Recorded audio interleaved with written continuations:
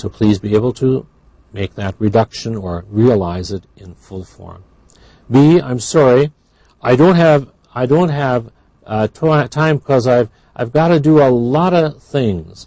I got to do a lot of things. Gotta is got to, lot of things. Again, your knowledge of the formal language allows you to transform the reduction into a full form. A, oh, then, can you give me, I'm sorry, let me do that again. Oh, then, can you give me directions to the bus stop? I don't usually talk this way, gimme, but this is common speech. Gimme, forgive me, and kinya, meaning can you. And finally, are you kidding? Are you becoming are you? So these are reductions. Please note that and be able to transform it into the full form. All right. The next thing we have to do is to review the vocabulary. Reductions, okay, gonna. Well, you see that below here. I'm just looking at the bottom of the page. We have further reductions. We've done them before. I'm gonna, meaning I'm going to. She's gonna, she's going to. Let's look on the next page where you see some of these reductions. Have to becomes have to. Has to becomes has to. Going to becomes gonna. Want to, wanna, and so on. Now, I really don't like teaching you these things, but you have to recognize them. I don't want you to learn them, but when you hear them, you should recognize the full form. Do not integrate them into your speech unless you want to be very colloquial, and I don't think you're taking an English course for that purpose. Certainly not becoming English majors, because if you are using English formally, you're not going to use gonna and wanna and did ya and things like that. All right, after you listen, using the vocabulary that we had, do you ever drop anything off anywhere before school or after school? Well, if I know people here, they're probably dropping their children off, dropping a sister or brother off at school, or maybe even a wife who teaches there, to drop someone or something off.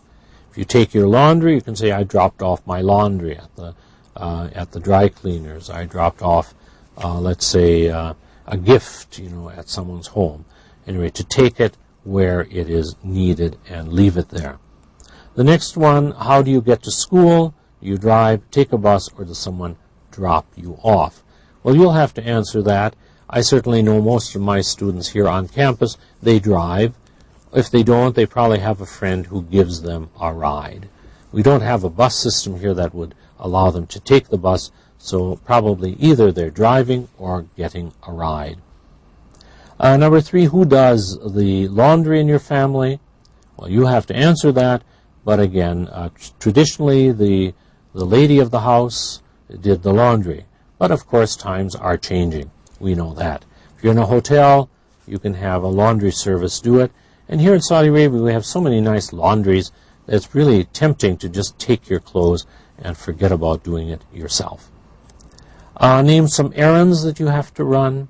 Well, we saw some of them that Kenji was doing. He was going to the bank, going to the courthouse, taking his clothes to the laundry, or getting clothes from the dry cleaners. All of these are errands that you might be doing. What type of transportation? Well, again, we're here in Saudi Arabia. Most people would drive. You might take a taxi if you don't, but I don't think we have, you're likely to take the train to do an errand. Number 5, is it a good idea to give a stranger a ride? Well, you'll have to decide that. I asked a class recently about that, and I was surprised most of them said, sure. Well, maybe that's the safety of this country, but believe you me, in America or England, not many people will give a stranger a ride. There have been too many terrible things that have happened. You have to make the judgment on that. Number 6, is the place where you live now convenient? It would be convenient if it's near your work, if it's near a shopping center. This would make it convenient. What are some things you have got to do before you go to bed tonight? Well, one thing, you have to listen to this lecture. That's what you have to do. And you have to review, I hope, and maybe look up things you don't understand, or maybe send me an email. I'm not telling you to do that, but you might. All right, so those are things you've got to do. Most of us think of things like taking off our shoes, washing our face, and things like that, things we've got to do before we go to bed at night. Explain the difference between a credit card and a debit card. Well, a debit card is limited in its use. A credit card can advance you money beyond what you have. A debit card is limited, of course, to a certain amount. Well, it seems like we've come to the middle of this unit, and let me be sure that we have come to the center of this unit. Let's see what our subject is going to be in the second part. Oh, that's going to be interesting. We're going to be looking at locations. So let's move ahead then with describing locations. This is a very important exercise for us, and it's going to come again at the end of the unit when we do tasks. Describing locations. Now, it says read activity 5. That was the conversation we did. It says go back and find where Kenji will go. Well, I did it for you. At the bank, he said he's going to King Boulevard and 2nd Avenue, to the corner. That's where the bank is. The dry cleaner, he said, is next door to the bank. The computer shop is across the street from the bank. So I think you can see what we're practicing here are expressions, whether they are prepositions or whether they're phrases showing location. They make the note here that streets can be called avenue, boulevard, road, drive, or way. Some are larger than others, but they're part of the name. Let's go to our examples. If you're going to be using a map, as we will in a few moments, you're going to find that you need to speak of on which street it is, near what thing it is, nearby, next to, next door to, in front of, and of course also in back of, across from or across the street from, at the corner of, let's say, Main and Central, 2 or 4 blocks, in the middle of the block, and the 2nd or 3rd or 4th building from the corner. The picture at the bottom is of Central Park in New York, so we see a lot of buildings there. Now, we're going to practice on the picture on the next page, but let's look at the culture note on the side. In the United States, people often say block to describe a general location on a street or describe a distance between 2 places. A block is the land or distance between the 2 street corners.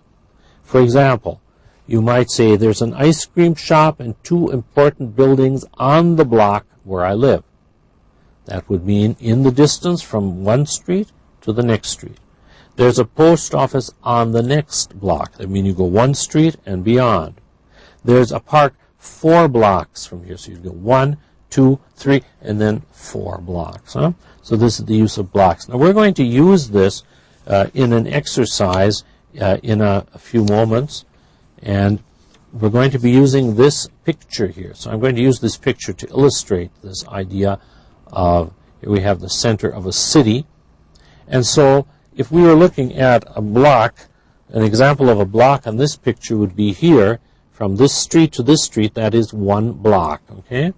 Now we would assume that if we go over 1 more street, it would be here another block and another block, and so. So this, what we're doing in this exercise is looking at this picture and deciding if these statements are true or false according to the picture. So finding locations. Work with a partner. Well, I'm your partner. Read these sentences, then look at the picture and decide if the locations are correct or incorrect. If the location is wrong, make the necessary correction. Use expressions on page 70. Example, the copy shop is in front of the medical building. We say, no, that's wrong. The copy shop is across the street. Because here you see the coffee shop here is across the street from the medical building, across the street from the medical. Here's the medical building. So it is not in front of. In front of would be here, but it is across the street from. Now, I've changed the next one, but let's see why. The first one we read, the ice cream truck is next to the medical building. Well, here's the ice cream truck. here's the medical building. No, the ice cream truck is not in front of the medical building. It is next to the park. Next to the park. We could say the ambulance is in front of the medical building, but this is the ice cream truck. I'm sure in your book you can see that much more clearly.